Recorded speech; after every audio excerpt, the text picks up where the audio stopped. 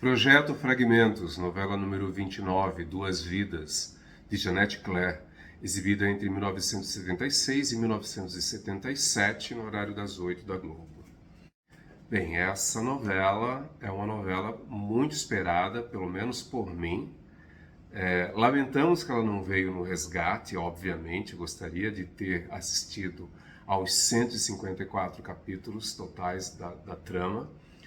Vieram 16, até agora o Fragmentos com mais capítulos, e ainda a novela inteira, né? Porque esses 16 capítulos, na verdade, eles vieram da reprise que a novela teve em janeiro de 1981, uma reprise de 20 capítulos. A novela está inteira, mas com muitas pontas soltas, sabemos. Muitas tramas que ficaram mal explicadas. Mesmo porque, imagina, uma novela de 154 capítulos, reduzida a 20 para uma reprise. Desses 20 capítulos, a Globo conservou 16. Então, os fragmentos dos fragmentos, né? Mas eu estou super feliz porque a novela está inteira, diferente dos outros fragmentos que vêm picados, capítulos do meio, que a gente não acompanha a história, que a gente não sabe o que aconteceu. Aqui, pelo menos, nós temos uma novela com começo, meio e fim, ainda que com algumas pontas soltas, sabemos. E eu sempre tive muita curiosidade de assistir Duas Vidas. Quando essa novela passou, eu tinha 8 anos. Aliás, eu tenho a idade do Theo. Eu tenho a idade do Carlos Poyar. Carlos Poyar é uns 4 meses mais novo do que eu. Então, aquele menininho pequenininho, eu também fui. Só que eu não assistia a novela, meus pais não assistiam, e nem na reprise de 1981 eu assisti Duas Vidas. Na realidade, é uma novela que eu sempre tive curiosidade de assistir. Eu havia ouvido falar, era uma novela conhecida, não era uma novela totalmente desconhecida por mim, como várias outras, né, que vieram nos fragmentos. E era uma novela que eu tinha muita vontade de ver. E eu lembro, inclusive, das crianças na escola brincando da cama de gato, sabe? Das brincadeiras de passar o barbante nas mãos e passar para outra mão. Eu lembro disso, eu tenho essa lembrança, as crianças na escola brincando de cama de gato, influência da novela das 8 da Globo. É o título do projeto Fragmentos que eu mais gostei. E não é apenas porque a novela está completa, não é apenas porque é a novela com mais capítulos, ou porque é uma novela que eu queria muito assistir, né? Eu tinha essa expectativa. É porque a trama é muito boa. Eu gostei muito da trama de Duas Vidas. Eu poderia dizer que eu gostei mais do que Pecado Capital, por exemplo, que eu assisti inteira no Globoplay, que ela está ela veio no projeto Resgate. Mas seria injusto, né? Porque Pecado Capital são mais de 150 capítulos, não lembro quantos capítulos tem. E uma coisa é você assistir uma novela inteira, maratonar uma novela inteira, que fica uma coisa muito cansativa, que chega um momento que você enche o saco. E Pecado Capital tem uma barriga muito grande, sim, a novela fica muito chata em um determinado ponto. E não dá para comparar com Duas Vidas, em que a novela está bastante reduzida. Então, é claro que você tem ali, para maratonar, 16 capítulos, 20, 50 capítulos, é muito mais fácil de assistir do que uma novela com mais de 150 capítulos. Chega um momento que realmente a gente fica de saco cheio, e isso tem acontecido muito com as novelas que têm vindo no resgate, né? Locomotivas, até novelas mais curtas como Dona Xepa, Senhora, são novelas que eu assisti e, sabe, chegou um momento que eu fiquei muito saturado. Eu não via a hora de acabar. E Duas Vidas me trouxe, então, foi mais fácil de assistir, né? Foi mais leve, vamos dizer assim, de maratonar, porque são apenas 16 capítulos. Então, só podia ficar mais fácil mesmo. Precisamos dizer que Duas Vidas foi uma novela em que a Jeanette Claire sofreu muito para escrever, por causa da ação da censura do regime militar. Afinal de contas, ela estava passando por um processo muito semelhante ao que ela passou quando escreveu a novela Fogo sobre Terra, né, alguns anos antes, em 1974. É porque, em Duas Vidas, Jeanette Claire usava como pano de fundo a desapropriação de várias famílias em uma rua no bairro do Catete, no Rio de Janeiro, para a construção de uma estação do metrô. Jeanette estava ali indiretamente criticando uma obra do governo federal. Em Fogo sobre Terra, ela fez, de certa forma, a mesma coisa. Ela criticou também uma obra do governo federal, que era a construção da hidrelétrica de Itaipu, ainda que a hidrelétrica de Itaipu não fosse citada na novela. Mas havia ali, né, a desapropriação de uma cidade inteira para a construção de uma barragem para uma hidrelétrica. É lógico que a alusão estava na hidrelétrica de Itaipu, que naquela época estava sendo construída pelo governo federal. Em Duas Vidas nós temos a construção, as obras do metrô carioca. A novela começa no ano de 1974, exatamente quando tem início as obras para o metrô na cidade do Rio de Janeiro. O governo militar se sentiu criticado. É claro que ficou de olho em cima da trama da Jeanette Claire.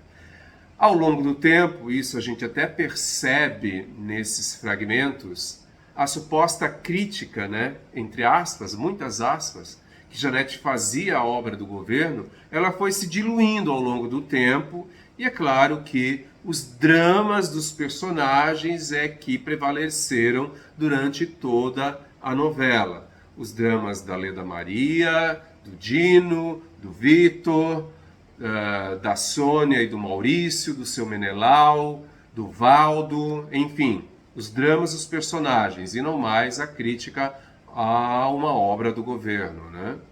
Apesar dos percalços, Duas Vidas foi uma novela de sucesso, né? É claro que nós temos que levar em consideração também que a TV Globo já havia conquistado a hegemonia nacional na audiência. Qualquer programa que ela colocasse no ar dava mais audiência que a concorrência, toda junta, inclusive.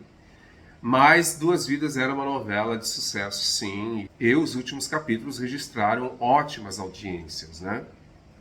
Eu gostei muito do elenco de Duas Vidas. Um elenco muito bem escalado. Os atores muito bem dirigidos. Com personagens com muitas camadas, com muita profundidade.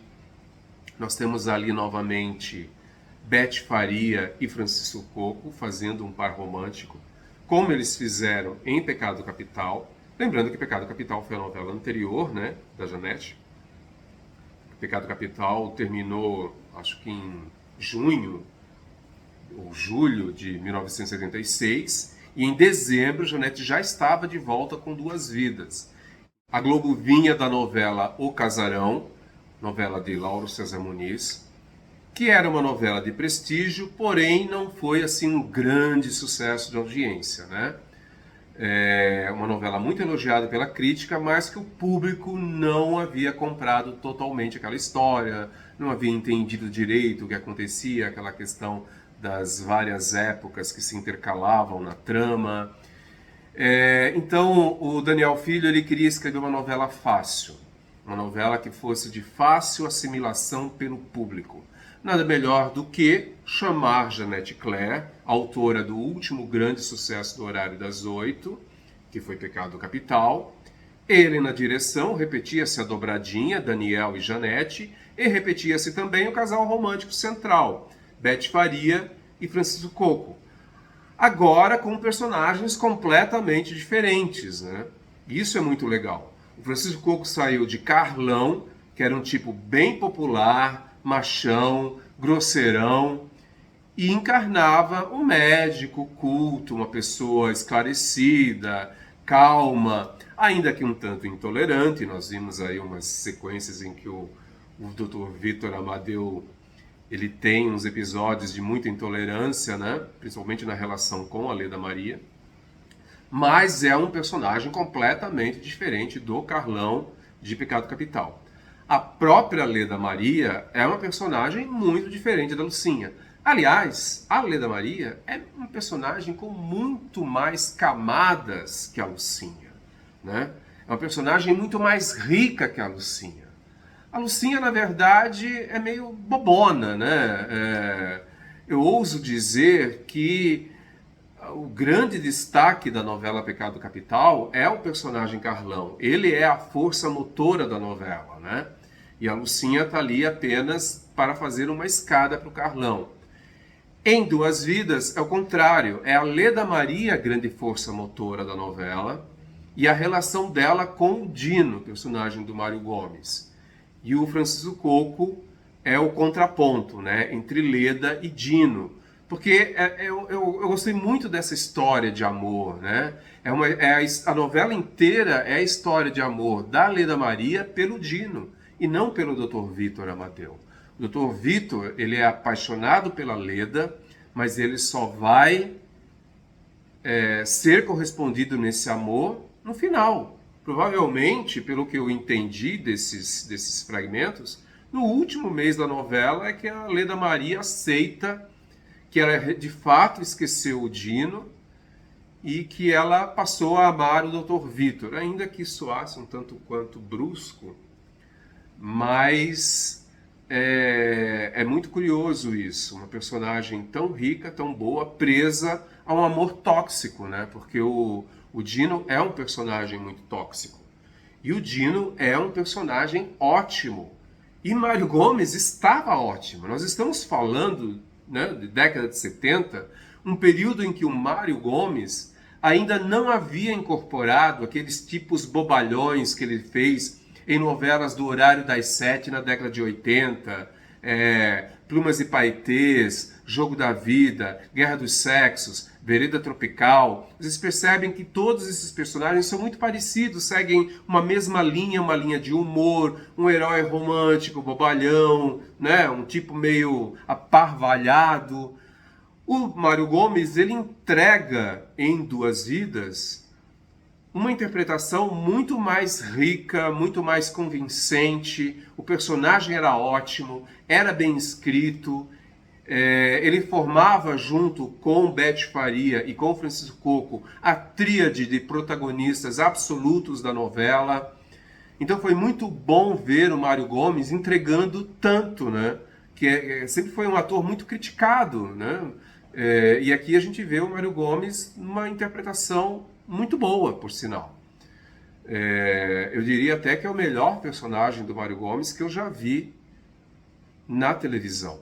Por mais que eu goste do Luca, de Vereda Tropical, ou do Nando, de Guerra dos Sexos, o Dino César é um personagem que exigia muito mais do Mário Gomes como ator do que qualquer outro que ele tenha feito, pelo menos em televisão. Lembrando também que existe, né, aquele bastidor que movimentou a novela lá na época, início de 1977, que o Mário Gomes e a Bete Faria tiveram um caso, né? Sendo que Bete estava casada com ninguém menos que Daniel Filho, o diretor da novela. O Daniel ficou tão triste com a situação, vamos dizer, para dizer o mínimo, que ele não quis mais saber da novela. Ele deixou de dirigir a novela lá pelo capítulo 40, 41 e repassou a novela para o Gonzaga Blota e o Jardel Melo, e eles então concluíram a novela, levaram a novela até o final. E o Daniel Filho até comenta, né? Tem uma aspa dele que ele diz: eu não quis mais nem ver a novela, né? E essa traição da Bete Faria com relação ao Daniel Filho, ela foi tornada pública, né?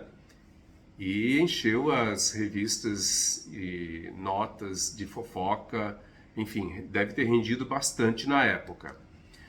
A gente até podia imaginar que o Daniel Filho fosse boicotar a carreira do Mário Gomes. Eu acho que até que o Mário Gomes, em algum momento, ele comentou isso. É claro, Daniel Filho nunca trabalhou mais com o Mário Gomes, né? Mas a carreira do Mário Gomes continuou, tanto que depois de Duas Vidas ele foi escalado para um papel importante na próxima novela das 10, que foi O Pulo do Gato, né? Então, assim, ele não ficou na geladeira, não ficou sem trabalho, ele continuou na Globo, né? Apenas nunca mais trabalhou com o Daniel Filho.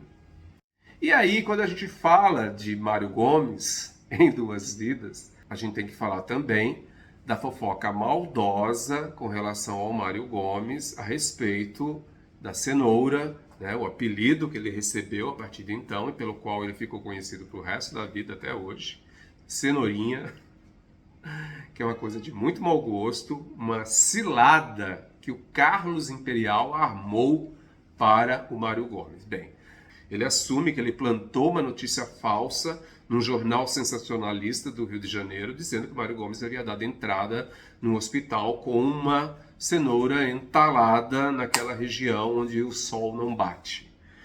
Vocês sabem do que eu estou falando.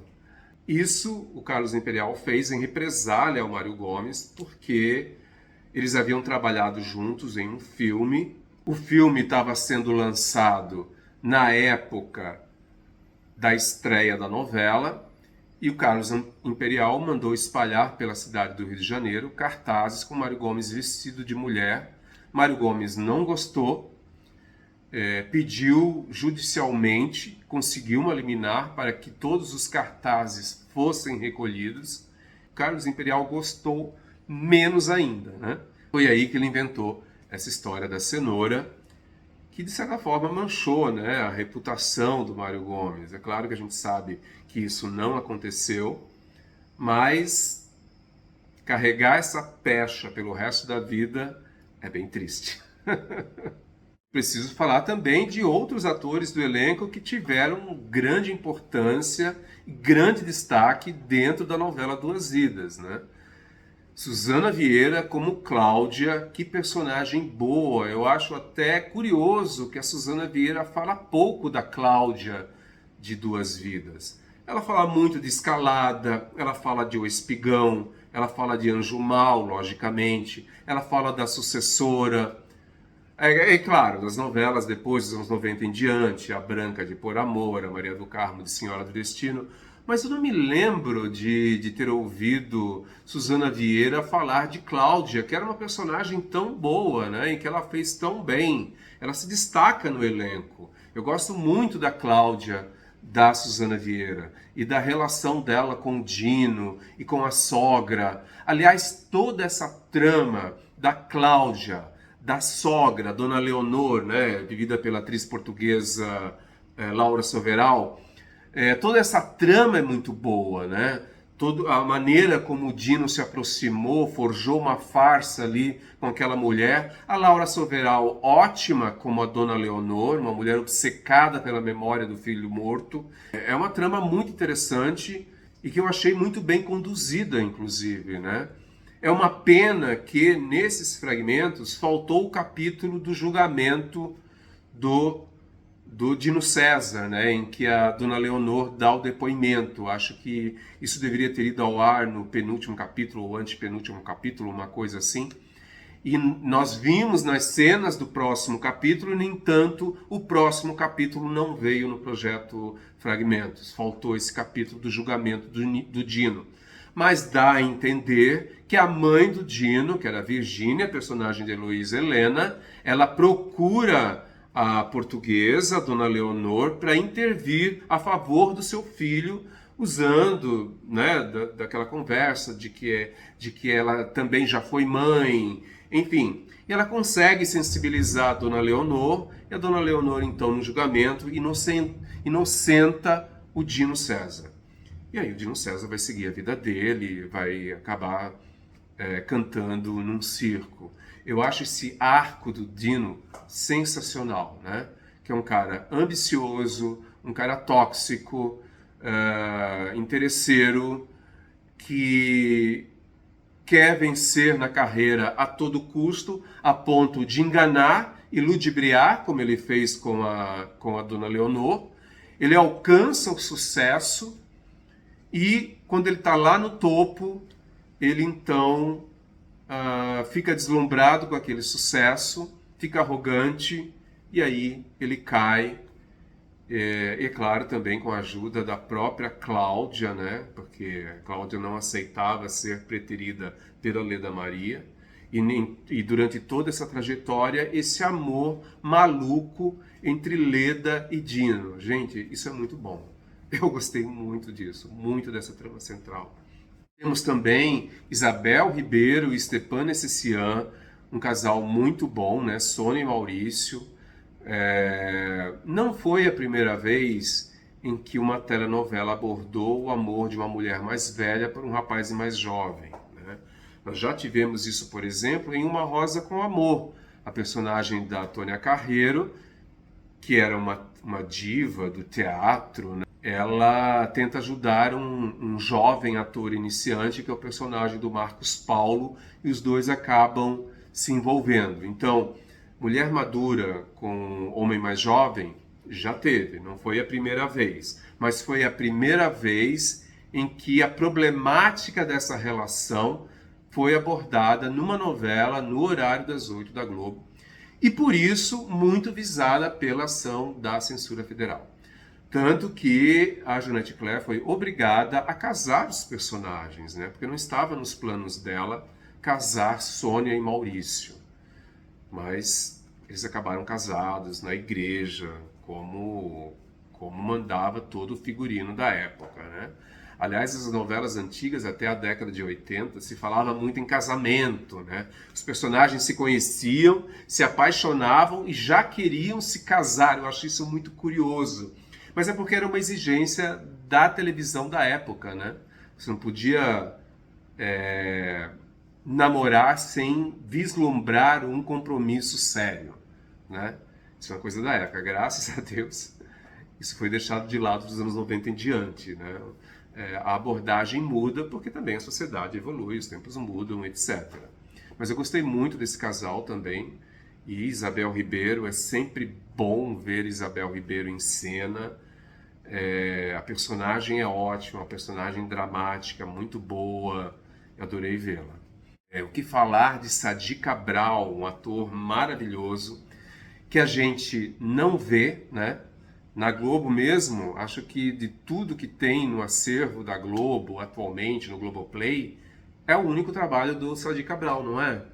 Porque não tem mais. O Sadi Cabral, na realidade, na Globo, além do seu Menelau, da novela Duas Vidas, ele tem um personagem que fez muito sucesso em Minha Doce Namorada. Mas sabemos que não existe nada dessa novela, né? O Sadi Cabral, ele fez mais novelas em São Paulo, ele fez mais novelas na TV Tupi. Eu lembro dele, por exemplo, em O Velho Menino Burro, por exemplo, que foi uma novela que eu assisti quando era criança. Mas é um ator ótimo, um ator excelente. E o que ficou faltando nesses fragmentos, uma ponta solta que ficou faltando, foi a morte do Menelau, né? Nós não vimos isso. Aliás, nesses fragmentos nem se falou da morte do personagem. O personagem simplesmente no último capítulo ele não foi citado. Por quê? Porque ele já havia morrido, né? E a morte do Menelau está relacionada a uma outra ponta solta, que é a personagem Naná de Arlete Salles. Também uma personagem ótima, né? A gente percebe que lá no início da novela a Naná é chamada de Gilda, que era um nome falso que ela usava quando ela estava lá relacionada com o Tomás, né? Tem uma cena em que ela liga para a casa do seu Menelau, fala com alguém, não lembro quem, não lembro se é o próprio Menelau, mas ela se apresenta como Gilda. Então aquela mulher que ficou com o dinheiro do seu Menelau, a única pista que a família Palas tinha era o nome Gilda. Por isso que a Naná entra na família com esse novo nome, sem que as pessoas desconfiassem de que ela havia sido a amante do Tomás, né? Nem o próprio Valdo desconfia. E aquela sequência em que o Valdo leva a Naná para a praia, que dá a entender que ele jogou a Naná na pedra, que ele matou a Naná, eu confesso que eu fiquei chocado, porque é um feminicídio, né? Ué, o Valdo matou a Naná ou não? Porque isso não ficou explícito, e nos capítulos seguintes Também não foi dada nenhuma explicação com relação a isso. Porém, nós vimos nas cenas do próximo capítulo, de um desses últimos capítulos, uma sequência em que a Naná aparece conversando com o seu Menelau. O que aconteceu de fato? O Valdo não matou a Naná, ok? A Naná, com peso na consciência, pegou o dinheiro que ela havia roubado do seu Menelau, foi ao encontro dele e devolveu o dinheiro. Não sei se todo o dinheiro, acho que não era todo o dinheiro, era uma parte do dinheiro. Mas com esse dinheiro, o seu Menelau montou uma festa na nova agência de casamento que ele abriu. Eu não sei se ele montou a nova agência ou apenas a festa, mas não importa. Eu sei que ele deu uma festa nessa agência de casamento, e aí então ele tem um mal súbito e morre olhando as pessoas na festa que ele estava dando. É um final muito bonito, né? Esse final, infelizmente, não teve, né, nesses fragmentos de Duas Vidas. Personagens com camadas, personagens bem escritos, finais bons, quase poéticos. Eu adorei o final do Menelau, eu adorei o final da Naná, eu adorei o final do Dino. Agora, aquela coisa, né? A Leda e o Vitor é um casal muito chato, né? O único capítulo inteiro de Duas Vidas que eu já havia visto era o último capítulo que rolou na internet nos anos 2000. E esse último capítulo é um capítulo muito chato. É um capítulo que não tem nada, né? É apenas Vitor saindo de casa, aí a Leda Maria vai até ele volta, ele decide ficar, mas é um capítulo arrastado, né? Eu entendo que eles terminassem juntos, mas não é o ponto alto da novela, com certeza. O ponto alto da novela são os outros personagens, apesar de eu gostar muito da personagem Leda Maria, uma das melhores personagens da novela, com certeza, e também do personagem Vitor Amadeu, do Francisco Coco. Muito bom ver também Elza Gomes, né? Uma atriz sempre muito marcante, uma atriz que fez parte da minha infância, então assistir Elza Gomes em cena é sempre uma alegria para mim, né? Também gostei muito da Cristiane Torlone. Eu acho que para uma estreia ela estava ótima como Juliana. Aliás, eu diria melhor que as personagens que ela fez depois, né? Que ela fez na sequência. Que depois de Duas Vidas ela fez Sem Lenço, Sem Documento, fez Gina e fez Chega Mais. A Juliana é melhor do que essas três personagens seguidas. Acho que depois de Chega Mais é que ela vai fazer a Lia de Baila Comigo, que é uma personagem que exige um pouco mais, né? Mas ela, como estreante fazendo Juliana, estava ótima. Achei muito boa mesmo. Em contrapartida, o que era a caracterização da Ana Ariel como Madame Juliana Xavier, né? Era muito esquisita. A Ana Ariel com perucas horrorosas, mas tudo bem, eu acho que a personagem era assim mesmo, né? Porque até onde eu entendi, a Juliana Xavier, ela havia sido uma vedete com quem o Vitor Amadeu se envolveu no passado. Mas vocês entenderam que o Vitor Amadeu, na verdade, não era o pai da Juliana? Porque a Juliana, a vida toda, achava que Vitor era o seu pai e ele negava. Aí tem um capítulo da novela que ele fala para Juliana que ele é o pai dela. E ela fica toda contente, toda feliz, mas depois ele comenta com alguém que na realidade ele mentiu, né? Ele mentiu para poupá-la talvez uma dor maior, porque o pai da Juliana era um outro personagem, era o Malta, um personagem que ele vai visitar, um homem mais velho que está moribundo, está morrendo, uma coisa assim, né? Então assim, a Juliana era filha da Madame Juliana Xavier, com um outro homem, com esse Malta, e não com o Vitor Amadeu. Mas foi criada pelo Vitor e pela Dona Rosa, personagem da Elza Gomes. Muito bom também ver Glória Pires, menina, adolescente. Quantos anos ela tinha ali, gente? Uns 13 anos, 14 talvez, 15 no máximo, né? Ela estava ótima como Letícia, filha do personagem de Luiz Gustavo. Aliás, o Luiz Gustavo também estava ótimo, ainda que fosse um tipo muito recorrente, porque o Valdo tinha um pouquinho de Beto Rockefeller, tinha um pouquinho do Ricardo de Anjo Mal, né? Era um Luiz Gustavo muito confortável, vamos dizer assim, mas ainda assim muito bom, né? As cenas com Naná eram ótimas, ele como empresário do Dino também estava muito bem. Participação especial de Vera Giménez no último capítulo, como a ex-mulher do Valdo. Vera, belíssima, né? Vera Giménez foi uma das mulheres mais lindas da televisão e do cinema na década de 70, sabemos.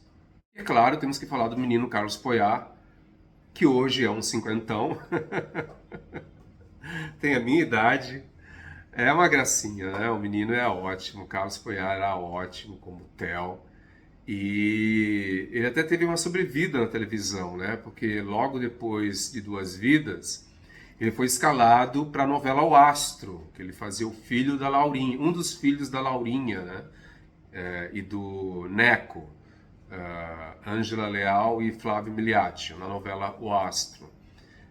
E depois do Astro ele entrou para o elenco do Planeta dos Homens, que era humorístico da TV Globo, né? E acabou emplacando o bordão Criança Sofre. Lembram desse bordão? Talvez os mais jovens não lembram, mas os 50 a mais devem lembrar, 40 a mais também, talvez. Criança Sofre, ele falava. Eu acho que foi para o Vivo Gordo também, no início dos anos 80. Enfim, outra participação que eu gostei muito, outra atriz que eu gostei muito de ter visto na novela foi a Zezé Mota, né? Zezé Mota, na época de Chica da Silva, que ela faz a Jandira, que é uma participação, não é uma personagem do elenco fixo, né? A Jandira, que é a funcionária daquela empresa de massas onde a Leda Maria vai trabalhar e onde o Tomás trabalhava e onde a Naná trabalhava, né? Também parecia uma personagem muito interessante. É uma cena muito boa, né? Que ela está numa festa com o Dino César, ela fica deslumbrada com o Dino César, avança no pescoço dele. É uma Zezé Mota que a gente não viu depois, né? Diferente de tudo que a gente viu da atriz nas novelas que vieram depois dos anos 80 em diante. Bem, agora vamos falar da trilha sonora de Duas Vidas, né? A trilha sonora nacional, que é uma trilha muito boa, com música popular,